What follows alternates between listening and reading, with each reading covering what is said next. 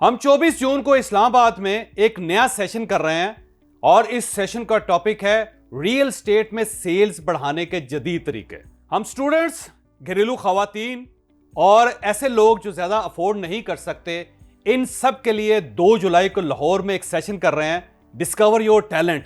आप इस सेशन का हिस्सा बनकर अपना टैलेंट डिस्कवर कर सकते हैं। यह सेशन होगा 2 जुलाई को और होगा लाहौर में। हमारा स्पेन का अगला टूर जुलाई और फ्रांस और स्विट्जरलैंड का ग्रुप अगस्त में जाएगा। आप इन नंबर्स पर राब्ता करके हमारे ग्रुप का हिस्सा बन सकते हैं। आज से 20 साल पहले मैंने एक किताब छपवानी थी। मैं बहावलपुर में होता था और वहां से मैं मुल्तान चला गया। मुझे किसी ने कहा कि मुल्तान के अंदर बहुत से पब्लिशर्स हैं जो किताब को छापते भी हैं और उसके बाद बाइंडिंग भी करते हैं उसकी। तो अब जाहिर है मैं स्टूडेंट था, मेरे पास कुछ ज़्यादा पैसे भी नहीं थे उस वक्त, तो मैं बहावलपुर से मुल्तान चला गया।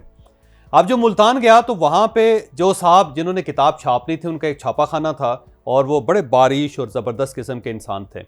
मैं जब उनके पास पहुँचा तो उन्होंने मेरे साथ भाव ताव शुरू कर दिया।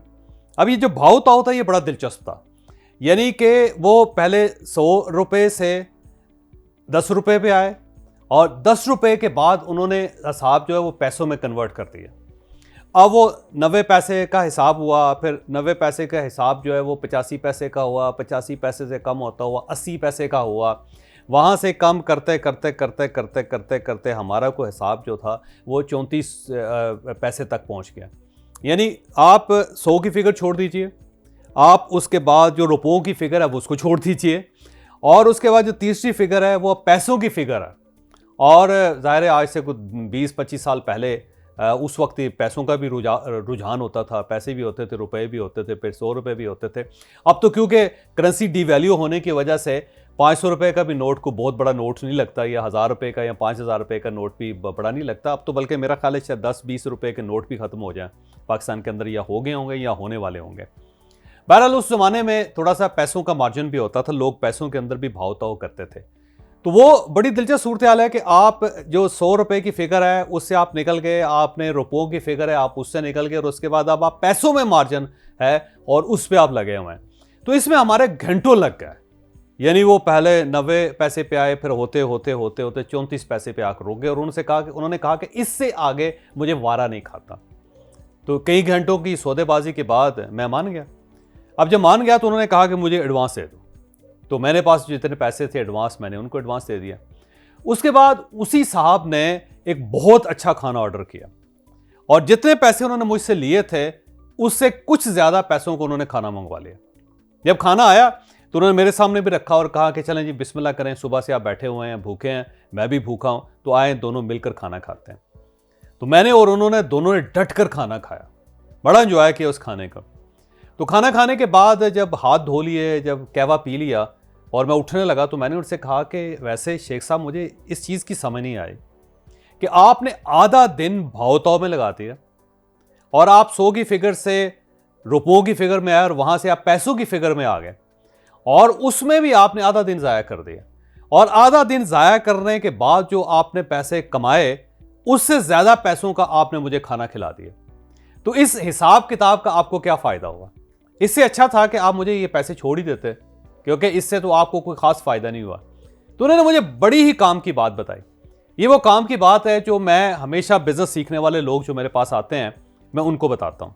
उनको बता के ये कहता हूँ कि बिजनेस इस तरह होता है जिस तरह उन शेख साहब ने या उन बुजुर्गों ने किया था। उन्होंने कहा कि बेटा जिंदगी में याद रखो, कमाओ इंतहाई ज्यादा कंजूसों की तरह, कमाओ इंतहाई बड़े कंजूसों की तरह और खर्च हमेशा बादशाहों की तरह करो। तो मैंने कहा कि ये तो बड़ी अजीब सी बात है कि आप जब कमा रहे हो तो आप कंजूस बन जाएं और जब आप खर्च कर रहे हो तो आप बादशाह बन जाएं। तो मैंने कहा कोई तालमेल नहीं बनता जी इसके अंदर, मुझे इस चीज़ की कुछ समझ नहीं आई आपके फार्मूले की। उसने कहा देखो धंधा जो है वो गिव एंड टेक होता है और भाव ताव होता है। अगर आप भाव ताव नहीं कर सकते तो आप फिर कारोबार नहीं कर सकते, फिर आप कारोबार से निकल के जॉब करें। और जब भाव ताव होगा तो आपने अपना एक पैसा भी नहीं छोड़ना, अपनी सारी एनर्जी लगा देनी है अपने एक पैसे को रिकवर करने के लिए। वहां पे आपको बादशाह नहीं बनना, क्योंकि अगर आप बिजनेस में भाव ताव करते हुए बादशाह बन जाएंगे तो आपका बिजनेस कभी कामयाब नहीं होगा। लेकिन जब आपके पास पैसा आ जाए तो फिर आपके अंदर खर्च करने का सलीका होना चाहिए, फिर आपका दिल बड़ा हो जाना चाहिए, फिर आपको बादशाहों की तरह खर्च करना चाहिए।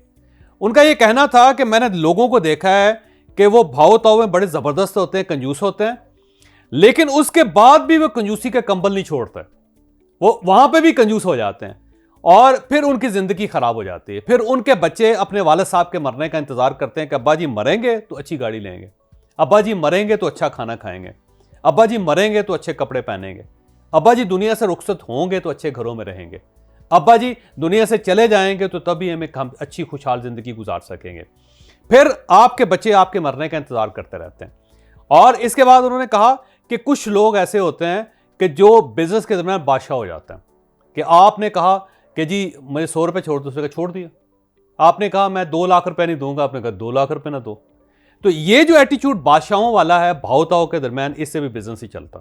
तो उनका ये कहना था कि जब भी कमाओ कंजूसों की तरह कमाओ, और जब खर्च करो तो बादशाहों की तरह खर्च करो, उससे जिंदगी बड़ी अच्छी गुजरती है, बड़ा तवाज़न होता है।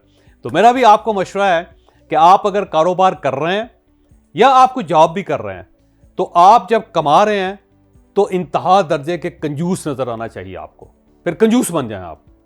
लेकिन जब आपकी जेब में पैसे आ जाएं तो फिर बादशाह की तरह फराख दिली के साथ खर्च करें, जिंदगी बड़ी अच्छी गुजरेगी। यह नहीं है कि आप कंजूस बन के कमाते भी रहें और खर्च भी कंजूसों की तरह करते रहें। और यह भी ठीक नहीं है कि अगर आप खर्च बादशाहों की तरह करते हैं तो आप भाव बिजनेस के दरमियान भी बादशाह बन जाए, ये एक नाकामी होती है। लिहाजा आज का लेसन ये है कि कमाएं कंजूसों की तरह, खर्च करें बादशाहों की तरह, उससे जिंदगी में तवाज़न बहुत आ जाएगा। हमारा कैरियर काउंसलिंग का कोर्स 17 जून से स्टार्ट होगा। इसके 2 हिस्से होंगे। अगर आप बिजनेस करना चाहते हैं तो बिजनेस में आप अपना कैरियर कैसे बना सकते हैं, और अगर आप जॉब हासिल करना चाहते हैं तो जॉब में किस किस्म का कैरियर आपको सूट करेगा, हम इस कोर्स में आपको यह बताएंगे। आप इन नंबर्स पर राब्ता करके इस कोर्स का हिस्सा बन सकते हैं।